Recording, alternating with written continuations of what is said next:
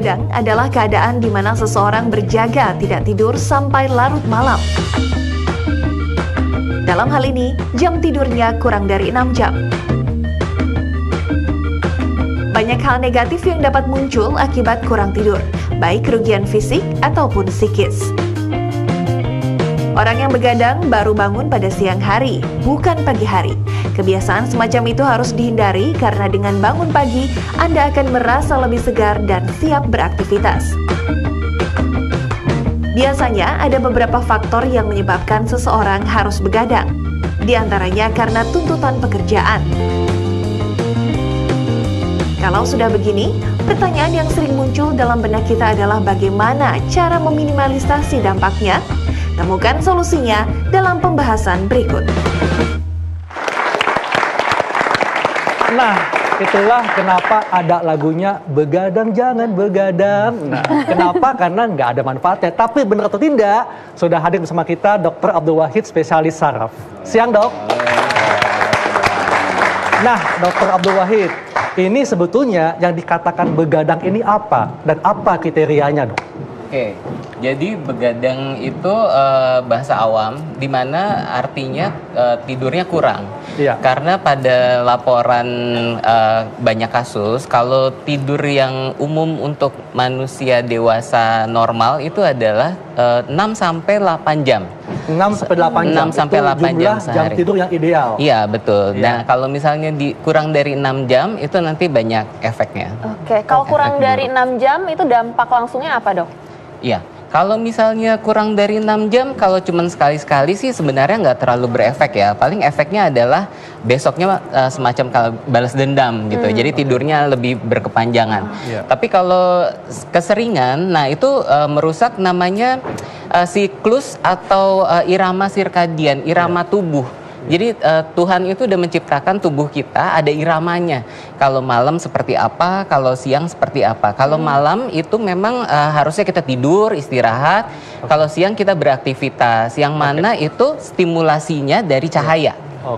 Nah, Dr. Ari, Dok, kalau begadang ini dilakukan terus-menerus, ini bagaimana, Dok, dampak jangka panjang bagi tubuh? Ya, jadi pertama tadi secara umum juga tadi ya saya ini kan namar lagi bahwa di dalam kehidupan kita itu ada 3 waktu yang kita mesti perhatikan. Jadi pertama tuh memang tidur tadi ya, tidur tuh 6-8 jam. Kemudian yang kedua ini bekerja berat ya 6-8 jam. Kemudian yang ini kerja ringan lah sekitar 6 jam.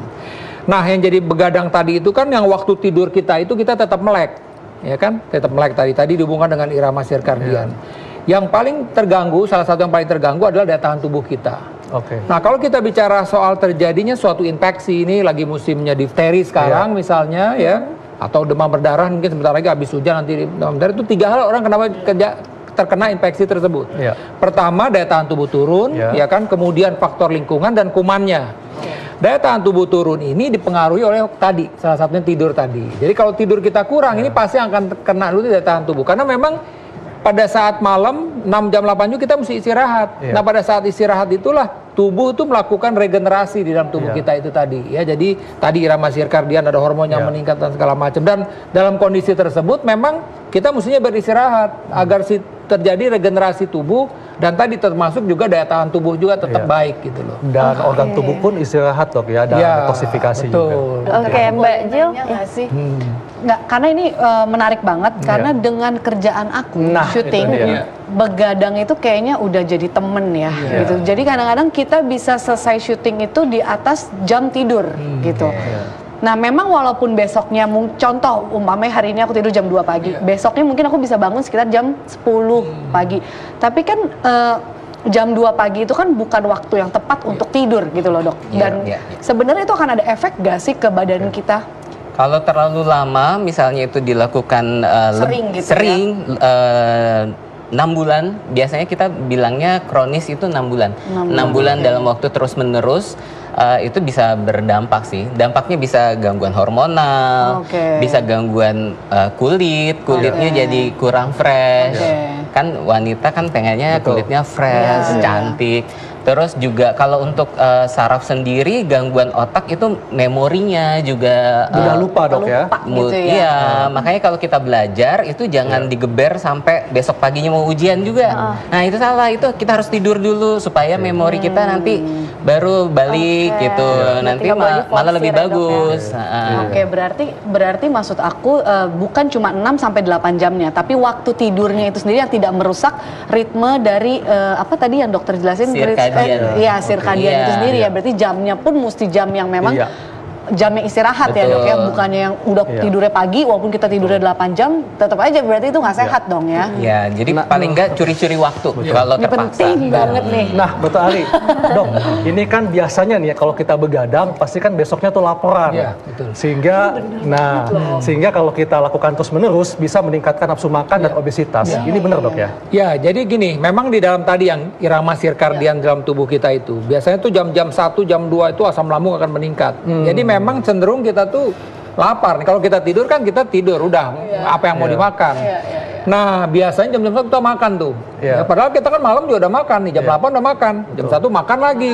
Nah, udah gitu kan cenderungnya memang kita udah ngantuk nih, tidur. Nah, kurang aktivitas, pagi makan. Jadi memang akhirnya jumlah kalori yang kita konsumsi itu sehari itu menjadi meningkat. Nah, di satu sisi memang tadi berhubungan dengan irama sirkadian tersebut, memang ada hal-hal yang hormon yang akhirnya merangsang nafsu makan kita menjadi meningkat.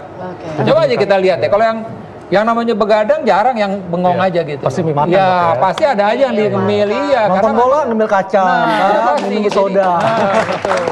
Kalau dari segi saraf nih dok, ada gak sih efek dampak panjangnya kalau begadang terus-terusan? Oke, yang paling mudah adalah gangguan dari fungsi memori. Iya. Yang paling mudah, fungsi memori dan banyak lainnya sih, misalnya kayak untuk atensi, jadi apa namanya, pengaruh kita dalam berkonsentrasi terhadap sesuatu. Terus tadi itu untuk mengingat, dan nanti juga bisa mempengaruhi hormonal lainnya, hormon stres kita keluar. Karena kan itu ada hubungannya sama hipotalamus, area salah satu area di dalam otak kita. Nanti keluar tuh hormon stres tuh kalau misalnya kita kekurangan waktu istirahat yang Tuhan ciptakan buat kita itu nanti mengaruhi berbagai organ seperti yang tadi udah dijelaskan oleh Dokter Ari. Jadi memang betul tadi saya nambahkan, kalau kita stres, akhirnya macam-macam nih. Kalau kebetulan kita memang penderita kencing manis, gula darahnya itu menjadi tidak terkontrol. Kemudian juga, ya kalau dia memang punya sakit mah, itu asam lambung jadi meningkat. Ya, asam lambung meningkat karena dia stres tadi. Kemudian juga kalau dia penderita hipertensi, tekanan darahnya menjadi tidak terkontrol. Jadi sekarang sering pasien datang kepada saya nih misalnya, infeksi, saya selalu bilang, demam tipes saja, biasa aja. Kecapean nggak? Iya dok, kita. Nah, kadang-kadang begini nih. Habis liburan, tapi selama liburan itu begadang, ya main kartu kayak main apa gitu loh. Maksudnya sih benar mau liburan, tapi justru berlebih-lebihan, akhirnya pada saat masuk kerja udah kena drop. Jadi dampaknya banyak dok ya. Nah.